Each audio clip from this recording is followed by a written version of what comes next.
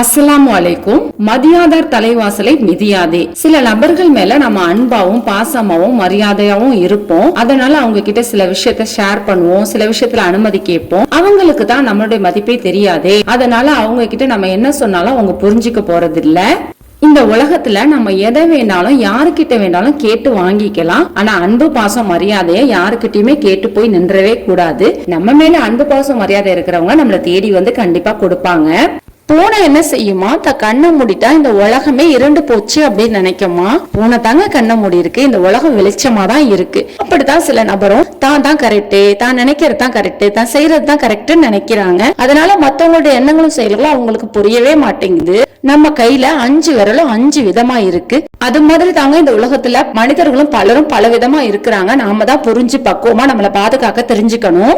Mutton gravy செய்யறதுக்கு தேவையான பொருட்களுடைய அளவை டிஸ்கிரிப்ஷன்ல பின் பண்ணிருக்கேன், செக் பண்ணி பாத்துக்கோங்க.